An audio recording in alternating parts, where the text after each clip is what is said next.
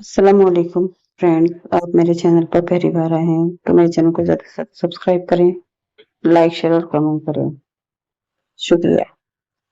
बहुत समय थे, खुरासन में एक बड़े थे दयालु और दानी बादशाह रहा राज करते थे। एक देश में बरदक नाम एक सौदागर भी रहते थे। व्यापार के क्षेत्र में उनकी सूझबूझ इतनी अच्छी थी कि खुद बादशाह भी उनकी तारीफ किए बिना नहीं रह पाते थे। यही नहीं, वह बादशाह के खास दोस्त भी थे। एक बार बरज़क ऐसे बीमार पड़े कि उन्हें उठने बैठने की भी ताकत न रही। कुछ हफ्तों से बीमार रहने के कारण उन्हें ऐसा लगने लगा था कि अब जल्दी ही अल्लाह के घर से उन्हें बुलावा आने वाला है। यही सोचकर उन्होंने अपने दोस्त के पास पैगाम भेजा, आलम पनाह, मुझे आपकी जरूरत है। पैगाम मिलते ही बादशाह अपने दोस्त से मिलने के लिए चल पड़े। अपने दोस्त की हवेली में पहुंचकर वे सीधे उनके कमरे में गए। फिर वे अपने दोस्त का हाथ थामते हुए बोले, मित्र, आप ठीक तो हैं? कहिए, मैं आपकी क्या सेवा करूं?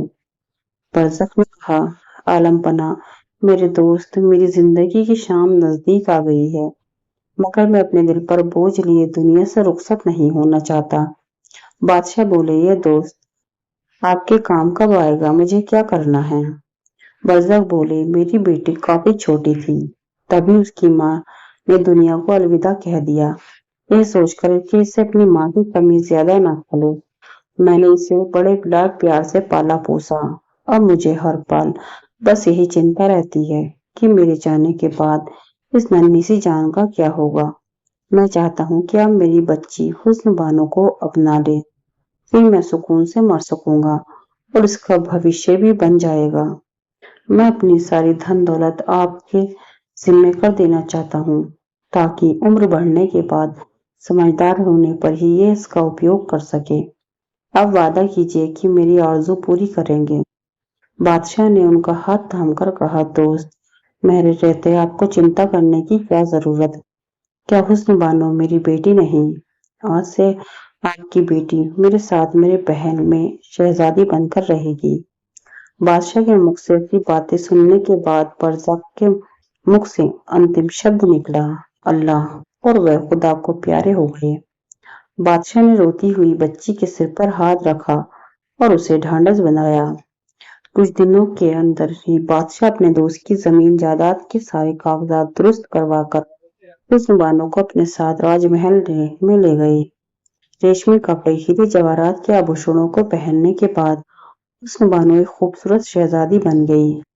उसकी देख रेख के लिए बुद्धिमान और अनुभवी औरत को नियुक्त कर बादशाह बोले, देखो, उस बानो को किसी तरह की कोई कमी न होने पाए, इस बात का ध्यान रखना। अब तुम ही उसकी दोस्त भी हो और तुम्ही माँ भी। इस प्रकार शाही महल में पलते बढ़ते हुस्न बानो 16 साल की हो गई। बादशाह ने सोचा, उम्र बढ़ने के साथ साथ हुस्न बानो समझदार भी हो गई है, क्यों ना उसके हिस्से की दौलत में अपनी ओर से कुछ और मिलाकर उसे सौंप दूं। और उन्होंने ऐसा ही किया। फिर अपने महल के पास ही उन्होंने उसके लिए एक छोटा सा खूबसूरत महल बनवाया। वह उस महल में शहजादी की तरह रहने लगी। बादशाह ने उसे हर दूसरी सुविधा भी दे रखी थी। सेवक, सेविका, द्वारपाल, सैनिक सभी नियुक्त किए गए थे। सचमुच हुस्न बानो जितनी खूबसूरत थी, उतनी ही खूबसूरत उसका महल भी था। कुछ ही समय में उसकी गिनती सुंदर, बुद्धिमान और धनवान राजकुमारियों में होने लगी और उसकी ख्याति पूरी दुनिया में फैल गई। एक दिन वह अपने महल में उस बूढ़ी सेविका के साथ बैठी थी, जिसे बादशाह ने उसके लिए खास तौर से नियुक्त कर रखा था। तभी खिड़की के पास आने पर उसकी नजर गली से गुजरते हुए एक भिखारी पर पड़ गई। भिखारी को देख उसका दिल दया से भर आया और उसने सेविका से कहा, अम्मा, गरीब और मजबूर लोग भी तो इंसान ही हैं और एक इंसान ही इंसान के काम आता है। मेरी सारी संपत्ति ऐसे ऐसे गरीब दुखियों की जिंदगी सुधारने के काम आ जाए, इससे बढ़कर मेरी खुशी के लिए भला और क्या हो सकती है। सेविका ने कहा, बेटी, सचमुच बहुत बड़ा दिल है तुम्हारा, मगर अब तुम्हारा उन जिम्मेदारियों को निभाने का भी वक्त आ गया है, जिन्हें पूरा करने के लिए ही एक औरत का जन्म होता है। उसने बानो ने कहा, अम्मा कहिए तो कौन सी जिम्मेदारी निभानी है मुझे? सेविका बोली, बेटी तुम सियानी हो गई हो, अब वक्त आ चला है कि तुम अपना घर बार बसा लो। अचानक शादी की बात सुनकर उस बानों की नजरें नीचे झुक गई और शर्माती हुई बोली, मैं क्या आपकी सूझबूझ की तो बादशाह भी तारीफ करते हैं। आपके प्यार और मेहनत की बदौलत ही तो आज मैं इतनी बड़ी हूँ, पर मुझे शादी के नाम से बड़ा डर लगता है। मैं कैसे जान सकूंगी कि जिसके साथ मुझे जिंदगी गुजारनी है वह मुझे प्यार करेगा भी या नहीं। मैं तो अपने जीवन की डोर बस उसी आदमी के साथ बांधना चाहती हूँ जो मुझे दिल से प्यार करे। हाँ अम्मा, मुझे वैसा रिश्ता हरगिज पसंद नहीं जो सिर्फ मेरी खूबसूरती और संपत्ति से खींचा चला आए। सेविका बोली, बेटी तो तुम्हें पाक दिलवाले किसी सच्चे साथी की तलाश है। फिर तो तुम्हें अपनी शादी के लिए कुछ शर्तें रखनी चाहिए। जो भी तुम्हारी शर्तों को पूरा करेगा वह तुम्हारे इम्तिहान में सफल होगा। फिर तुम्हें अपने लायक ऐसा शौहर भी मिल जाएगा जो हर कदम पर तुम्हारा साथ दे। यह सुनकर हुस्न बानो का चेहरा खिल उठा तो वह बोली, मुझे किस तरह की शर्तें रखनी चाहिए? सेविका बोली, बेटी शादी की चाह लेकर आए हुए लोगों के सामने तुमने ये 7 पहेलियां रखनी। एक बार देखा है फिर देखने की चाह है। नंबर 2, नेकी कर दरिया में डाल। नंबर 3, बुरा कर का नतीजा बुरा ही होता है। नंबर 4, सच बोलना ही अच्छा है। नंबर 5, बोलने वाला पर्वत। नंबर 6, बत्तख के अंडे के आकार का वाला मोती। नंबर 7, हम्माम बादवार। शर्त सुनकर हुस्न बानो ने बोली, वाह क्या खूब पहेलिया है, पर अम्मा अब यह भी तो आप ही को बताना होगी कि मैं इन्हें सबके सामने रखूंगी कैसे। वह बोली, बेटा बेहतर तो यह होगा कि तुम अपने महल की दीवार पर ही सारी पहेलियां लिखवा दो। साथ ही साथ ये भी लिखवा देना, जिसे भी मेरी शादी की शर्तें सभी मंजूर न हो वह महल के अंदर न आए। इस प्रकार मन में शादी की आस लिए बहुत से लोग तो आए, मगर उनमें से कोई भी उतनी हिम्मत न निकाल सका जिसने हुस्न बानो की सभी शर्तें मंजूर हो। हुस्न बानो ने सोचा, क्या इतने सारे लोग सिर्फ मेरी सुंदरता और धन दौलत देखकर खींचे चले आए थे? किसी के दिल में मेरे लिए सच्चा प्यार नहीं था। ये सब सोचकर वह थोड़ी गुमसुम सी रहने लगी। एक दिन वह कुछ सोच रही थी, तभी अचानक उसकी नजर एक दाढ़ी वाले फकीर पर पड़ी। उनके पीछे उनके कुछ शागिर्द भी थे। उनमें से 2 शागिर्द बारी बारी से सोने की ईंट जमीन पर रखते और फकीर उन्हीं ईंटों पर पैर रखकर आगे बढ़ता जाता। यह सब देखकर हुस्न बानो ने सेविका से पूछा, ये लोग कौन हैं? वह बोली, बेटी ये बड़े ज्ञानी और अव्वल दर्जे के फकीर है। लोगों को खुदा के बताए रास्तों पर चलने की नसीहत देते हैं। ये अभी बादशाह के पास जा रहे हैं। बादशाह भी इन्हीं के शागिर्द है। हुस्न बानो बोली, सच ऐसी बात है तब तो उन्हें मेरे महल में भी आना चाहिए तो मुझे आशीर्वाद देना चाहिए। अम्मी आप उन्हें मेरी ओर से खाने पर बुलाइए ना। फिर क्या था, थोड़ी ही देर बाद फकीर और उनके 40 शागिर्द हुस्न बानो के महल के द्वार पर आ पहुंचे। हुस्न बानो ने अपने नौकरों से कहा, सुनो फकीर को लाने के लिए मैं जाती हूँ। उनके शागिर्दों को तुम किसी दूसरे कमरे में बैठाना और हाँ उनके खाने पीने का पूरा ध्यान रखना। वे जो मांगे उन्हें वही खिलाना। इतना कहकर वह महल के द्वार की तरफ दौड़ पड़ी। फिर वह फकीर को बड़े आदर के साथ महल में लाई और बड़े से कमरे में रेशमी कालीन पर बिठाया। उसके बाद उसने सोने चांदी के बेशकीमती बर्तनों में तरह तरह के गर्मा गर्म व्यंजन परोसे। इस प्रकार फकीर को दिल खोलकर भोजन कराने के बाद उसने गुलाब जामुन आगे बढ़ाते हुए कहा, यह आपके हाथ धोने के लिए है। ये सब देखकर फकीर बड़े खुश हुए और बोले, बेटी तुम्हारी खातिरदारी से तो हम निहाल हो गए, मगर अब मुझे इजाजत दो। खुदा तुम पर हमेशा मेहरबान हो रहे। इतना कहकर फकीर वहां से जाने के लिए उड़ गए। यह देखकर हुस्न बानो ने थोड़ी देर और रुकने के लिए मिन्नत करने लगी। उसने यह भी कहा कि उन जैसे फकीर के वहां आने से उनकी इज्जत बढ़ी है। फकीर बोले, बेटी मुझे अब और न रोको, मैं एक फकीर हूँ اور فقیر کو ان شاہی سکھ سویدھاؤں سے دور ہی رہنا چاہیے۔ وہ بولی ٹھیک ہے، مگر مجھے اتنا تو حق ہے کہ میں آپ کو اپنی طرف سے ہیرے جواہرات سونے چاندی کے روپ میں کچھ تحفے دے سکوں۔ مہربانی کر کے آپ انہیں تو لے لیں۔ فقیر بولا بیٹی، فقیر کو ان دنیاوی چیزوں سے کیا کام؟ اس کی زبان پر تو ہر وقت بس ایک خدا کا ہی نام رہتا ہے، اس کے دل میں بس ایک خدا ہی سمایا رہتا ہے۔ حسن بانو نے ان سے کہا ٹھیک ہے، اب میں آپ کو تنگ نہیں کروں گی، مگر اتنا وعدہ تو کرتے چاہیے کہ آپ یہاں دوبارہ آئیں گے۔ فقیر بولا بیٹی، میں یہاں ضرور آؤں گا۔ اتنا کہہ کر فقیر اپنے شاگردوں کے ساتھ محل کے باہر نکل پڑے۔ ان کے جانے پر حسن بانو نے سیوکا سے کہا ایسے پہنچے ہوئے فقیر کے آنے سے ہمارے محل کی رونق بڑھ گئی ہے، سچ مچ ہم بڑے نصیب والے ہیں۔ اس پرکار دونوں آپس میں بات چیت کر کے کافی خوش تھی، مگر سچ بات تو یہ تھی کہ وہ فقیر نہیں بلکہ ایک شاطر لٹیرا تھا۔ وہ فقیر کا پیش بنا کر اپنے دل کے ساتھ دن میں دھنوانوں کے گھروں میں جاتا اور پورا بھید لینے کے بعد رات کو انہی گھروں میں لوٹ پاٹ کرتا تھا۔ فقیر اس کے شاگردوں کے جانے کے بعد پورا محل است ویست ہو گیا تھا۔ نوکر چاکروں نے کافی محنت مشقت کر کے کمروں کو صاف کیا اور ایک ایک چیز کو ٹھکانے پر رکھا۔ صاف صفائی کرنے کے بعد وہ سب کافی تھک گئے تھے، اس کارن وہ سبھی بستر پر جاتے ہی گہری نیند میں سو گئے۔ ادھر فقیر کی خاطرداری کرتے کرتے حسن بانو اور ان کی سیوکا بھی تھک چکی تھی، اس لیے دونوں سونے چلی گئی۔ اس کا لابھ اٹھاتے ہوئے رات بیتنے پر فقیر اور اس کے آدمی لوٹ پاٹ کرنے کی نیت سے آہستہ آہستہ محل میں گھس گئے۔ پھر انہوں نے ہیرے جواہرات گہنے آدی سبھی قیمتی چیزیں بٹور لی۔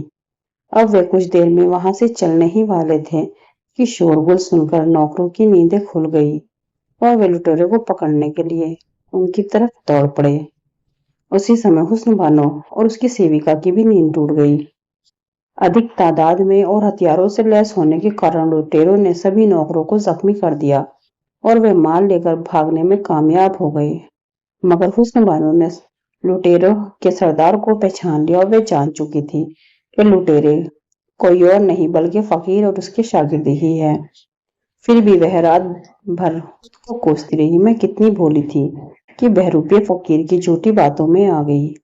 کیا ایک انسان بھی اس طرح کے کسی کے وشواس سے کھیل سکتا ہے؟ صبح ہوتے ہی حسن بانو نے بادشاہ کے پاس جا کر انہیں کل کی ساری گھٹنا سنائی۔ پھر اس نے کہا اس ٹھگ فقیر نے ایسا کر کے سچ مچ بہت بڑا اپرادھ کیا ہے، اسے اس کی سزا ضرور ملنی چاہیے۔ فقیر کے بارے میں سی بات سن کر بادشاہ غصے میں آ گئے اور بولے چپ رہو، تمہیں پتا ہے تم کس کے بارے میں کیا کہہ رہی ہو، اور وہ بھی میرے سامنے؟ کم سے کم فقیر اور لٹیرے میں تو فرق کرنا سیکھو۔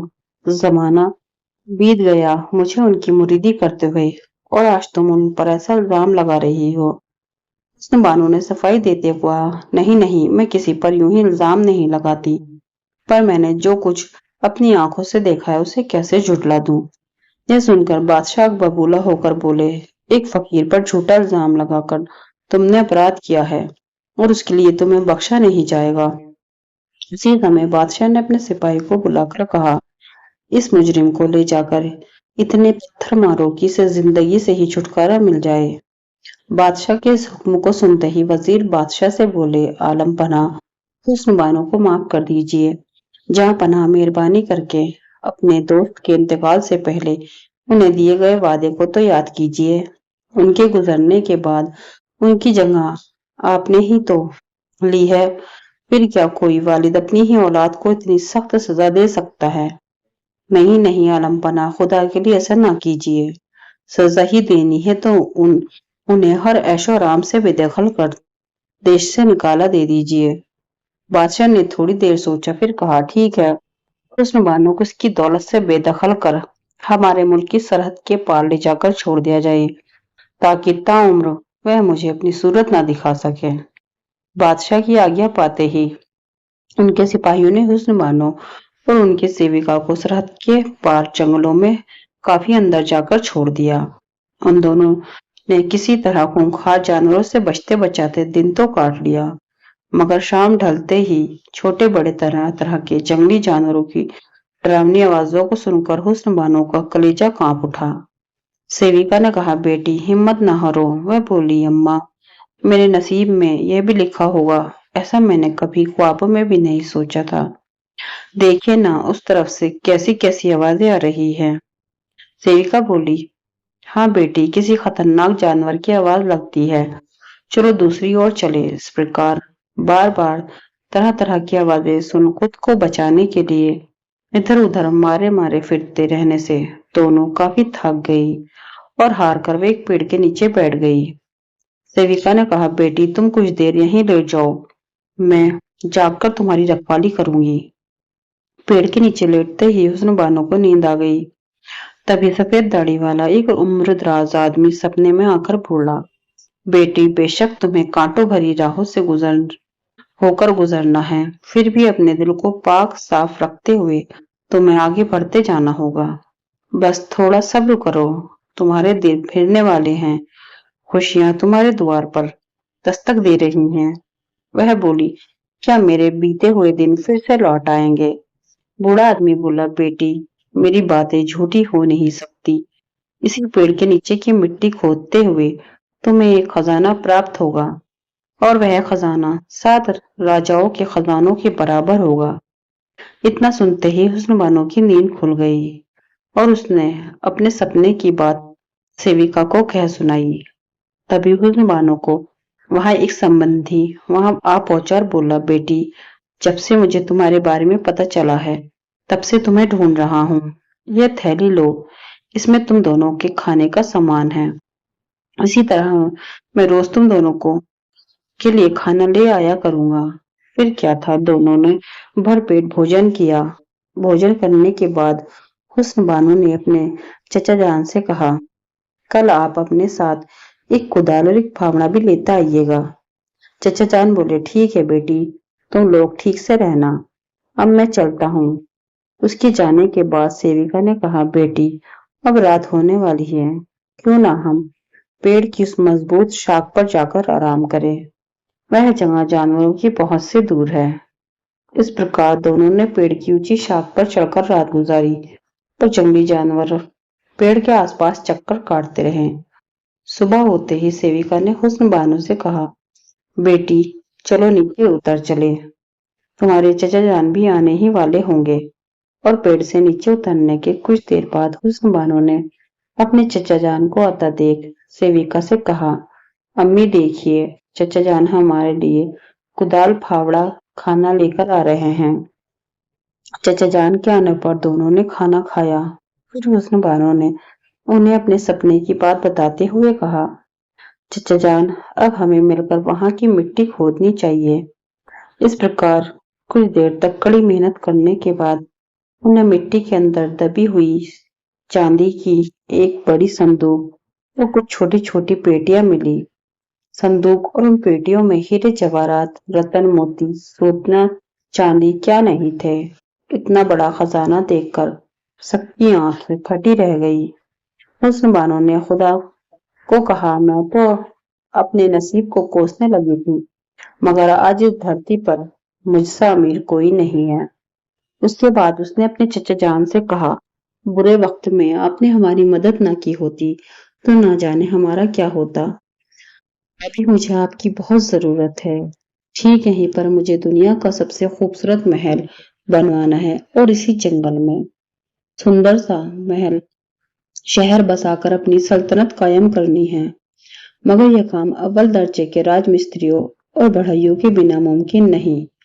उन्हें यहाँ लाने का काम मैं आपको ही सौंपना चाहती हूँ।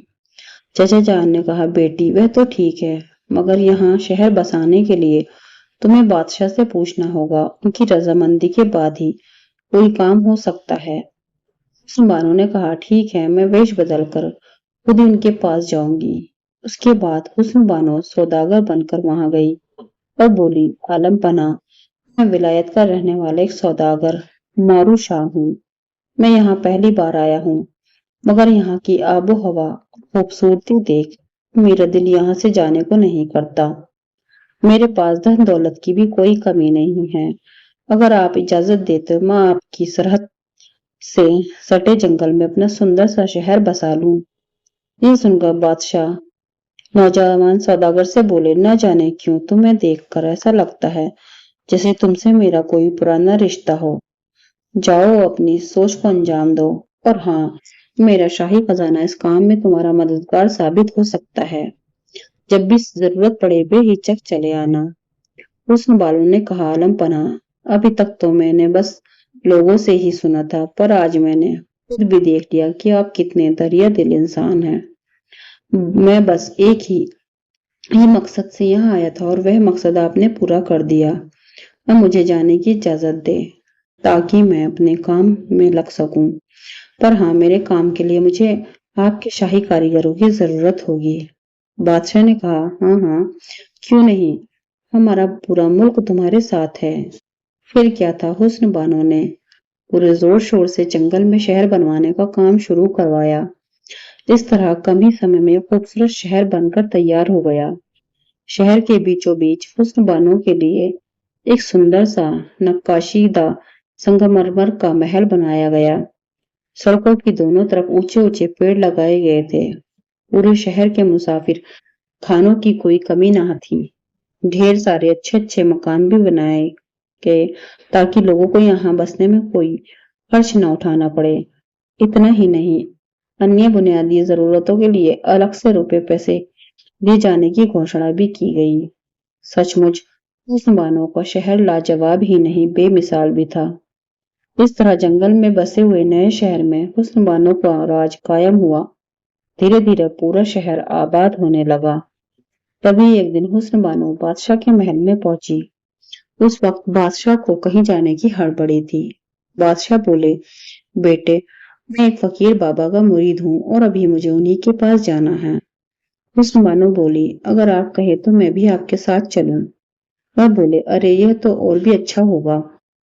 फिर क्या था, दोनों साथ साथ फकीर के पास जा पहुंचे। फकीर कोई और नहीं बल्कि वही आदमी था जिसके कारण हुस्न बानो को उसके देश से बाहर निकाला गया था। वहां से लौटते समय हुस्न बानो ने बादशाह से गुजारिश की, आलम पना, ऐसे फकीर बाबा की मेहमान नवाजी मेरी किस्मत में शायद ही लिखी हो, क्योंकि मेरा शहर तो यहाँ से बहुत दूर है। अगर आप कुछ देर चुप रहकर आगे बोली, मगर आलम पना, मैंने सुना है कि आपके महल के पास ही किसी हुस्न बानो का एक छोटा सा महल भी है। आप उसी खाली महल को अपने नौकरों से कहकर साफ सुथरा करवा दे तो मुझे फकीर बाबा की मेहमान नवाजी का मौका मिल जाता। इस प्रकार मारू शाह के वेश में हुस्न बानो को एक बार फिर से अपने ही पुराने महल में उस फकीर की मेहमान नवाजी करने का मौका मिल गया। फकीर उसके 40 शागिर्दों ने खूब मजे ले लेकर तरह तरह के लजीज खानों और शरबतों का स्वाद चखा, मगर उनकी नजरें हर वक्त रतन जवाहरात से जड़े हुए बर्तनों और महल की अन्य बेशकीमती चीजों पर टिकी रही। इस बार हुस्न बानो उनके इरादे को अच्छी तरह समझ रही थी। तब फकीर और उसके शागिर्दों के जाने पर उसने बादशाह के पास यह पैगाम भी भिजवाया, आलम पनाह से गुजारिश है कि आज की रात इस महल की सुरक्षा के लिए अपनी ओर से कुछ सैनिक और पहरेदार लगा दें। बादशाह ने अपने कुछ सैनिकों और पहरेदारों को बुलाकर कहा, देखो, और आज रात तुम लोगों को हुस्न बानो के महल की निगरानी छिपकर करनी है, ताकि कोई चोर लुटेरा आए भी तो बचकर न जाने पाए। इस प्रकार महल की सुरक्षा व्यवस्था कड़ी कर दी गई। कुछ रात बीतने पर जैसे ही फकीर और उसके 40 शागिर्द छुपते छुपते महल में घुसे, वैसे ही बादशाह के पहरेदारों ने उन सबको धर दबोचा और बंदी बना लिया। अगले दिन सभी लुटेरे दरबार में लाए गए। अपने फकीर बाबा को जंजीर में बंधा देख बादशाह अपने पहरेदारों को डांटते हुए कहा, मूर्खों, ये तुमने क्या किया? जानते हो इस जुर्म की सजा क्या है? मौत, बस मौत। तभी हुस्न बानो ने कहा, आलम पनाह, बेगुनाह को सजा और गुनहगार पर रहम। ये क्या? इन पहरेदारों ने जान पर खेलकर लुटेरों को पकड़ा है। क्या ये इनकी वफादारी का सबूत नहीं? आप इन नगली ठग फकीर और इसके लुटेरे साथियों को क्यों नहीं पहचानते? इन बातों ने बादशाह की आंखें खोल दी। उसी समय उन्होंने सैनिकों को आज्ञा देते हुए कहा, इन लुटेरों को ले जाकर इसी वक्त फांसी दे दो। तभी बादशाह को हुस्न बानो याद आई और उनकी आंखें भर आई। उन्होंने खुद को संभालते हुए कहा, बेटे मारूशा, आज तुम न होते तो मुझसे फिर एक गुनाह हो जाता। कुछ समय पहले एक लड़की ने, जिसे मैं अपनी बेटी की तरह प्यार करता था, इस ठग फकीर की सच्चाई मेरे सामने रखने की कोशिश की थी, मगर तब मैंने अपनी बेगुनाह बेटी को ही देश निकाला दे दिया। न जाने आज वह कहाँ और किस हाल में है। अगर वह जहां भी हो, मैं उसे जरूर खोज लूंगा। मुझे यकीन है कि मेरी बेटी अपने अब्बू को जरूर माफ कर देगी। इतना कहते कहते बादशाह की आंखें फिर भर आई। हुस्न बानो से रहा न गया और उनके आंसू पोंछते हुए बोली, आपकी प्यारी बेटी आपके सामने खड़ी है। और सचमुच अब बादशाह के सामने मारूशाह नहीं, बल्कि लंबे बालों वाली हुस्न बानो ही खड़ी थी। बादशाह की खुशी का ठिकाना न रहा। उन्होंने हुस्न बानो को गले से लगा लिया। जंगल की सारी बात सुनाने के बाद हुस्न बानो ने कहा, क्या आप अपनी बेटी का महल देखने नहीं चलेंगे? बादशाह बोले, बेटी तुम्हारे महल को मैं ना देखूं, ऐसा नहीं हो सकता। उसके बाद वह खुद बानों हुस्न बानो के शहर की ओर चल पड़े। दूर ही से ऊंची ऊंची मीनारों और चमचमाते गुंबदों ने बादशाह का ध्यान अपनी ओर खींच लिया। पूरे शहर की सुंदरता और हुस्न बानो के शानदार महल को देखकर बादशाह हैरान रह गए। उन्होंने शहर के साथ साथ महल की खूब तारीफ की। कुछ समय बीतने के बाद वे बोले, बेटी अब मुझे इजाजत दो। उस बानो ने कहा। बादशाह को कुछ अशरफी और हीरे मोती देकर विदा करना चाहा, मगर बादशाह के पास जाते ही सभी अशरफी और हीरे मोतियों ने सांप और बिच्छू का रूप धारण कर लिया। यह देख बादशाह बोले, बेटी यहाँ की धन दौलत पर मेरा कोई हक नहीं। मेरे साथ हाथ लगाते ही ये शर्फी और हीरे मोती सांप बिच्छू बन जाते हैं। इतना कहकर बादशाह ने हुस्न बानो को आशीर्वाद दिया और वहां से चल पड़े। फ्रेंड्स, आपको मेरी कहानी पसंद आई तो मेरे चैनल को सब्सक्राइब करें, लाइक शेयर और कमेंट करें। शुक्रिया। अल्लाह हाफिज।